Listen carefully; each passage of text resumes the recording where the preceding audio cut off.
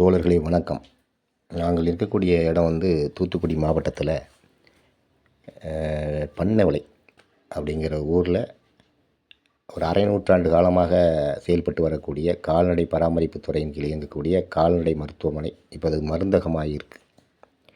என்ன கால்நடை மருந்தகத்தை கொண்டு காட்டுறாங்க அப்படின்னு நீங்கள் நினைக்கலாம். இந்த கால்நடைக்கு என்று ஒரு வரலாறு உண்டு.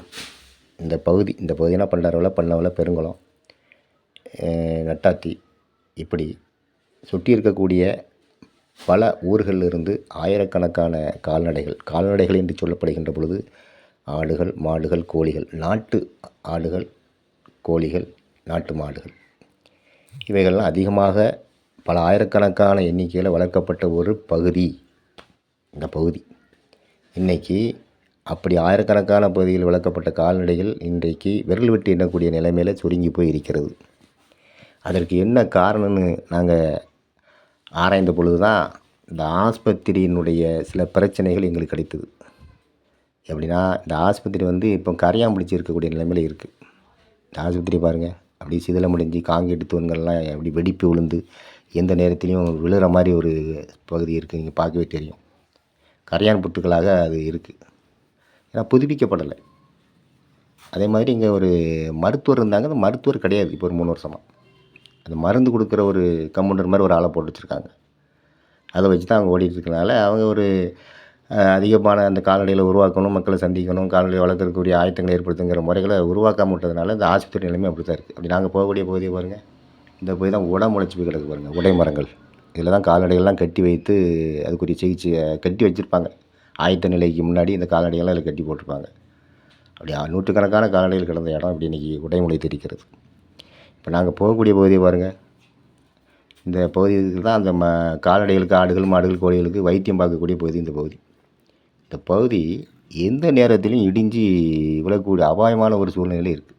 உயிர்களை பழிவாங்கக்கூடிய நிலைமையில் இந்த கட்டடத்தில் எந்த நேரத்திலையும் ஆபத்து வரலாங்கிற மாதிரி இந்த கட்டடம் சிதிலமடைந்து போயிருக்கு. நீங்கள் பார்க்கக்கூடிய அந்த பகுதியை பாருங்கள். அதில் ஒரு மேல் பூச்சித்து கூட கீழே விழுந்து கிடக்கு. அந்த மேல் பூச்சியை பாருங்கள். அந்த கடை பார்க்கும்போது அந்த மேல் பூச்சியெல்லாம் கீழே விழுந்து கிடக்கு. அப்போ அதில் யாரும் இப்போ நாங்கள் வந்திருக்கோம், பார்த்துக்கிட்டு சரியாக போச்சு. பார்க்காத ஆளுக்கு மேலே அந்த மேல் பூச்சி விழுந்து பெரிய சேதாரத்தை ஏற்படுத்தக்கூடிய ஒரு நிலைமையில் தான் இந்த கட்டடம் இருக்குது. ஏன்னா நீ கால்நடை ஆஸ்பத்திரியை கொண்டு காட்டிட்டுக்கான்னு நினச்சிருக்கூடாது. இன்றைக்கி நாம் தமிழர் கட்சியினுடைய ஒருங்கிணைப்பாளர் தோழர் சீமான் கூட இன்றைக்கி கால்நடைகளை மேய்ச்சல் மலைப்பகுதிகளுக்கு போகணுன்னு ஒரு போராட்டத்தை எடுத்து சொல்லிக்கிட்டு இருக்காரு. கால்நடைகளை உருவாக்கணும், மேய்ச்சல் பகுதிக்கு போனால் தான் கால்நடைகள் தரமான கால்நடைகளை உருவாகும். கால்நடைகள் தான் வளம். இந்தியாவுடைய சொத்து கால்நடைகள்.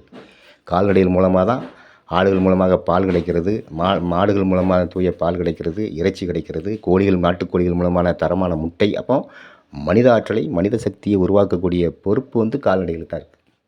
அந்த கால்நடைகள் உருவாக்குற பொறுப்பு அரசுக்கு இருக்குது. அப்படிங்கிற கவனத்துக்காக தான் இந்த கால்நடை மருத்துவமனையை அழிய விட்டுறக்கூடாது. அழிவினுடைய விளிம்புக்கு இருக்கக்கூடிய இந்த கால்நடை மருத்துவமனையையும் அழிய விட்டுறக்கூடாது. மருத்துவமனையை புதுப்பித்து அதற்குரிய மருத்துவர்களை போர்க்கால அடிப்படையில் நியமித்தா தான் எஞ்சி விரல் விட்டு எண்ணக்கூடிய இருக்கிற நிலைமையில் இருக்கக்கூடிய கால்நடைகளை காப்பாற்ற முடியும். இப்போ ஒவ்வொரு ஊர்லேயும் 10, 20, 100ன்னு வந்துட்டு சுருங்கிட்டு, பல்லாயிரக்கணக்கான இந்த கால்நடைகள் சுருங்கிட்டு. இந்த கால்நடை துறையை நம்ம மீட்டெடுக்கணும்னாக்கி வேறு வழி கிடையாது. அந்த மருத்துவரை முறையாக நியமிக்கணும். மருத்துவர் மக்களை சந்தித்து கால்நடைகளை வளர்ப்பதற்குரிய வழிமுறை ஆதாரங்களையும், அந்த கால்நடைகளை பெருக்குவதற்குரிய வழிமுறை ஆதாரங்களையும் மக்களை சந்தித்து சொல்லி அதிகமான கால்நடை ஜீவராசிகளை உருவாக்கினா தான் மாணவர் சமுதாயம் திடமான சமுதாயம் அமையும். ஏன்னா சத்தான பால் குழந்தைகளுக்கு வேணும், சத்தான முட்டை வேணும், அப்போ சத்தான இறைச்சி, இதெல்லாம் கால்நடைகள் மூலமாக தானே கிடைக்கி. செயற்கையாக செஞ்சு வர முடியாத. அப்போ அப்படி ஒரு நிலைமையை உருவாக்கி கொண்டு வந்தால் தான் நம்ம சத்தான ஒரு சமுதாயத்தை, இளைஞர்களை விளையாட்டுத்துறையிலையும் பல்வேறு துறைகளிலும் அவர்களை உருவாக்கக்கூடிய பொறுப்பு இந்த கால்நடைத்துறைக்கு தான் இருக்குது. நம்ம கால்நடைத்துறையை இன்றைக்கி கலப்பினத்துறையாக ஆக்கிட்டோம். முட்டை ஊசி போட்டு வருது, கோழி ஊசி போட்டு பல்வேறு நோய்களை சந்திச்சுக்கிட்டு இருக்கான், ஹார்மோன் நோய்களை சந்திச்சுக்கிட்டு இருக்கான். அப்போ இந்த நாட்டுக்கு இனத்தை அழிய விடாமல் இருக்கலாம். இந்த மாட்டு ஆஸ்பத்திரிகள், இந்த மாதிரி கால்நடை ஆஸ்பத்திரிகள் நம்ம புதுப்பிச்சு ஆகணும், பராமரிக்கணும். அதுக்குரிய மருத்துவரை போட்டு பழைய காலங்கள் எப்படி இருந்துச்சோ அதுக்குரிய சிறப்பான ஒரு முறையில் இந்த ஆஸ்பத்திரி உருவாக்கணுங்கிற ஒரு அழுத்தத்துக்காக தான் நாங்கள் வந்திருக்கோம். ஏன்னா வரக்கூடிய காலங்கள் இளைஞர்களுடைய மத்தியிலையும் மாணவருடைய மத்தியிலையும் இன்றைக்கி சத்து ஆற்றல் சரிவிகித உணவு கிடைக்கல. அது காரணம் என்ன? நாட்டுக்கோழி முட்டைகள்லாம் சுருங்கி போச்சு. நாட்டு இறைச்சி சாப்பிட முடியல. கிலோ 1000 ரூபா, சாமானியர்கள் வாங்கி சாப்பிட முடியாத ஒரு நிலை. அப்போ இந்த நாட்டு ஆடுகள், நாட்டு மாடுகள், நாட்டு கோழிகள நம்ம திடப்படுத்தி அதிகமான எண்ணிக்கையில வளர்க்கும்போது தான் அதோடைய விலையே குறையும். மக்களுக்கும் போய் சத்தான இறைச்சிகள், சத்தான முட்டைகள், சத்தான பால்கள் கிடைக்கும். அப்போ திடமான ஒரு இளைஞர்களையும், மாணவர்களையும் உருவாக்கி ஒரு ஒலிம்பிக்குக்கு கொண்டு போலாம். பல்வேறு காவல்துறையில பணிபுரிவதற்கு அவங்கள பயன்படுத்திக்கலாம். அப்படிங்கிற கோரிக்கையாக தான் வந்திருக்கோம். அரசியல் வழி குழுமத்தின் சார்பாக வந்திருக்கோம். பக்கத்தில வந்து இந்திய கம்யூனிஸ்ட் கட்சியினுடைய பெருங்குளம் நகரச் செயலாளர் ஐயா பேர் என்னது? ஜெபமணி ஐயா வந்திருக்காங்க. அரசியல் பிழைக்காக வந்திருக்கோம். தூத்துக்குடி மாவட்ட ஆட்சியர் கவனத்துக்கு முதன்மை கோரிக்கை வைக்கோம். தமிழக அரசுக்கும் நாங்கள் வைக்கோம். அரசியல் பிழைக்காக சமூக ஆர்வலர் சண்முகராஜா.